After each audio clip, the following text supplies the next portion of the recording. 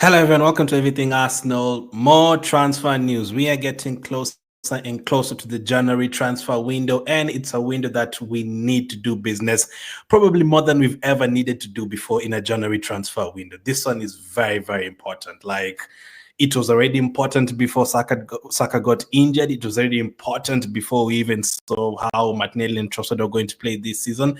And it's now even more important now, man. Like, we definitely need players, not just in terms of quality, also in terms of quantity. We just don't have enough players. Luckily, we were hearing a bit about Arsenal probably signing a defender a few weeks ago. But now, luckily, I don't think we'll need to sign any other defender because Lewis Kelly's emerged, absolutely brilliant for us. And then obviously Calafiori is back. Timber is playing well. Ben White will be back sometime in the next couple of months. And Zinchenko is fit. I don't think they're going to be sold in January. I think we're okay defensively. Gabriel Saliba, all of them. Midfield-wise, I also think we're okay with Merino, Jorginho, Partey, and Odegaard and Rice. I think we're okay in those midfield positions, plus Maneri as well. But forward positions, we are definitely not okay. Even at himself said in the post-match interview yesterday about, missing Saka and having to play Martinelli on the right side, he said this is very new for us. And obviously we're going to struggle for a few games. We just need to put up the wins now and hopefully do sign players in January because we have to. The number of competitions we are in right now and the opponents you're going to face in January and February, it is crazy. It is absolutely crazy. And we cannot just, again, as I always say, even if Havertz had scored 50 goals right now, and even if Martinelli had scored 50 goals in this season right now, we still need other players as options in the team because you're not going to play Havertz in the FA Cup, in the league, in the Champions League, in the Carabao Cup within like 9 games in a month. You're not going to do that with those players in a single month. You're going to have to rotate players. And Havertz has been great for us this season. I think this year is number 3 after Haaland. And I saw something like that. I think there's a stat of him like he scored goals after Haaland and Salah. I think he scored 12. Or in all competitions this season, I think Havertz is number 3 to Salah and Haaland in terms of scoring goals. That's fantastic. But we need other options as well. Those Havertz goals that he contributes to, those Trossard goals that he contributes to, let's add another player who can do that in the team, not even just 1, 2 players. So there's a couple of players we've been linked to today, including Mohammed Kudus from West Ham. Now, Kudus, no, not today, but the last couple of days. Now, Kudus is a player that we've always wanted since his days at Ajax. And I've always thought he'd be a great signing. Watching him at Ajax like those 3 seasons ago, and he was playing as an attacking midfielder, and he was picking up the ball and creating chances and scoring goals. He was good. We were so close to getting him, but something happened 2 seasons ago, and we ended up not getting him, and then he ended up joining West Ham.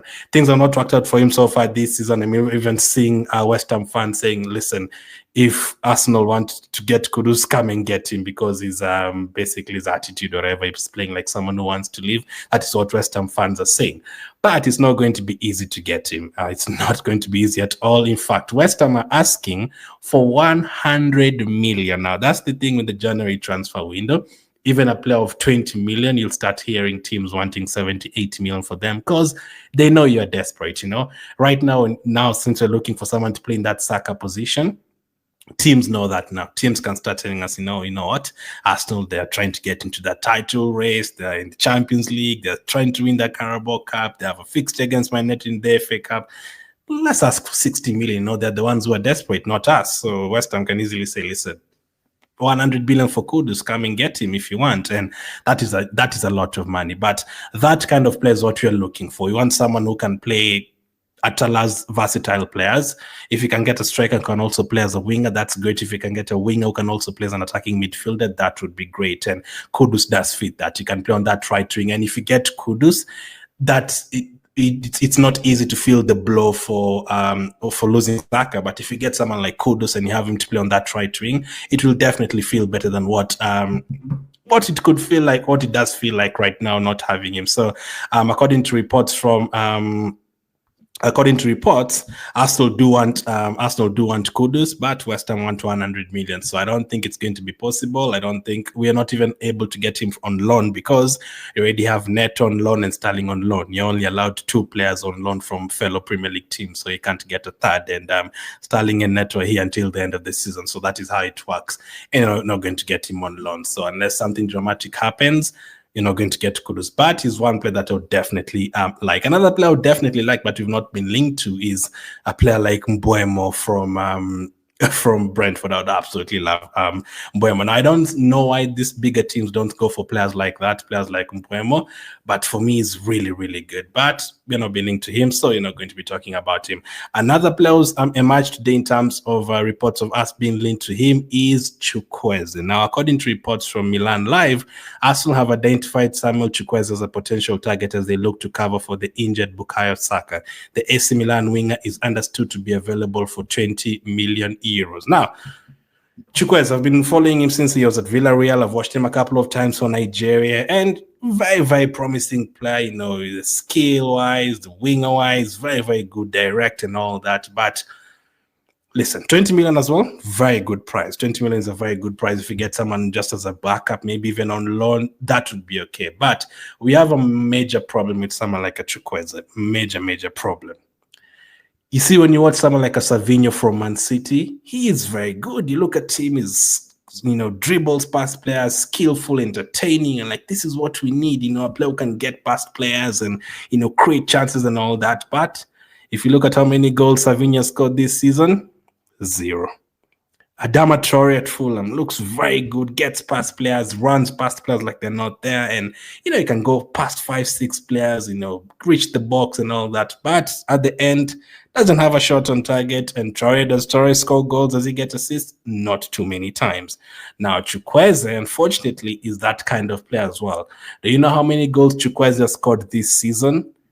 1. Chukwueze scored 1 goal this season and 3 assists. So that is 4 goal contributions, and we're heading into January. Now, he doesn't always start games. He's actually only started 8 games in Serie A this season, but considering he's played 8 and then come off the bench at least 8 times as well, he should be able to get more than 1 goal. Like for someone like a Gabriel Jesus this season, he hasn't always played, but all of a sudden he has 5 goals.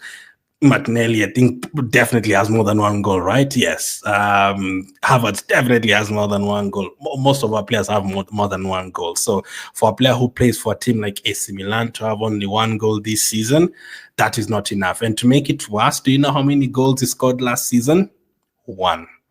So Chukwueze has scored 2 goals in 2 years for AC Milan in the league. That is, I don't know if that is what you're looking for. Definitely not. That is a player. I don't always watch AC Milan. I don't always watch Nigeria fixtures when they're trying to qualify for cups and all that.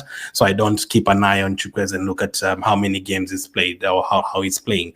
I've only watched Chukwueze a couple of times here and there when he's featured for AC Milan in the group of death last season when they're playing against Newcastle and Dortmund and all those guys, and maybe once or twice for Nigeria at AFCON, but that is it.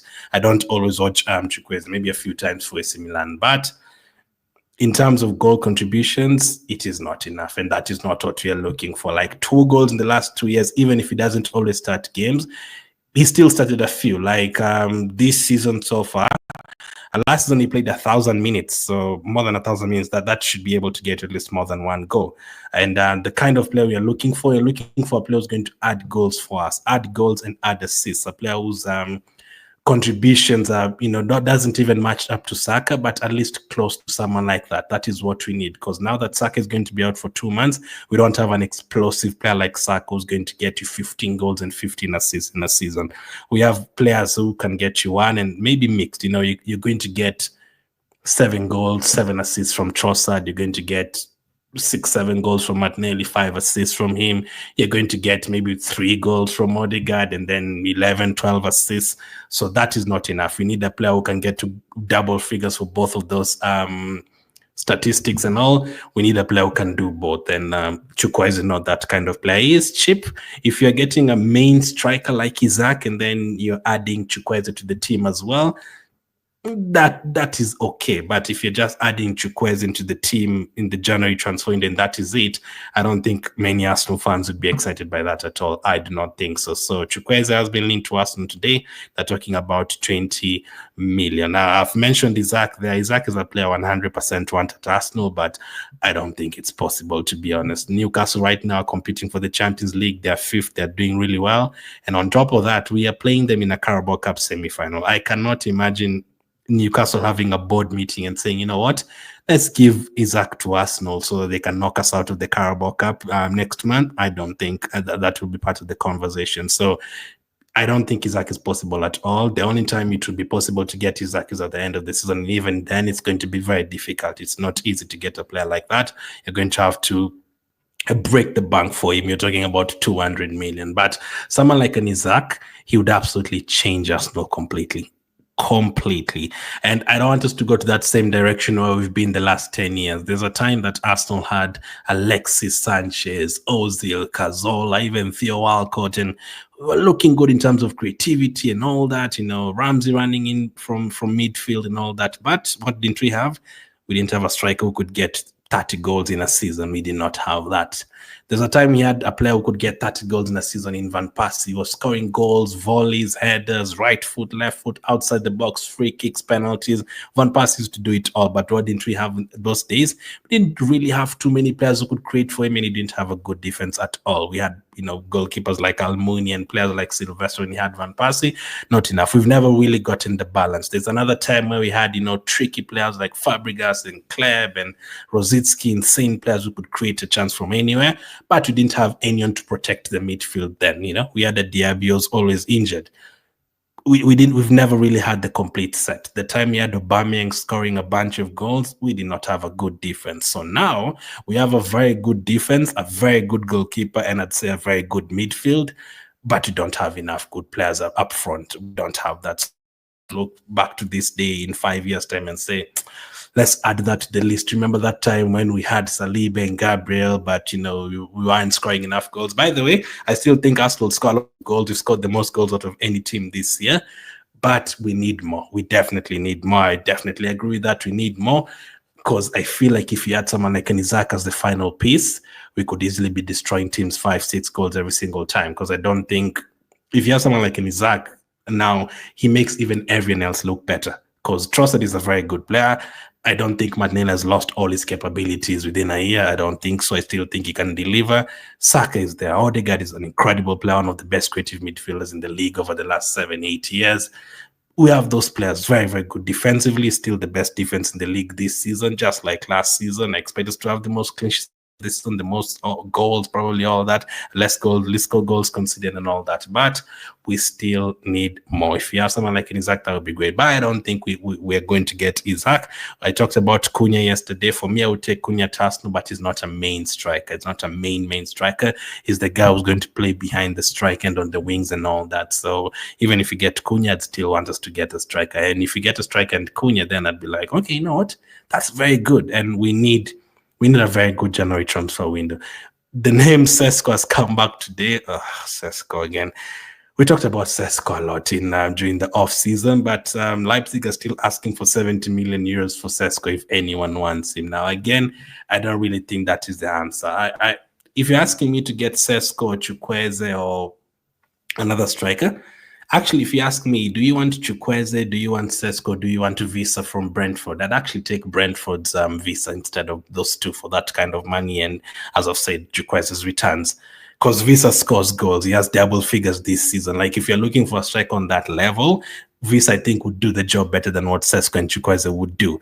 And I think he would be slightly cheaper. So that I'd rather go for that kind of player. But let's see what happens, man. It's a very important January transfer window. It's going to get very, very busy with all the games and all the transfer news coming up in January in terms of us. So it's going to be a busy period for us. And we're only 6 points behind Liverpool. You never know what is going to happen.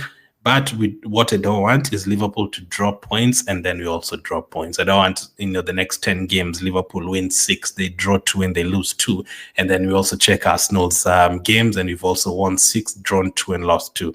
I don't want that. We have to take full advantage of any time they drop points. Absolutely need to take advantage. So that's the latest news. Let me know what you guys think of that. Let me know any other strikers that you have in mind that we can get. Let me know. Thank you for watching and I'll catch up with you guys on the next one.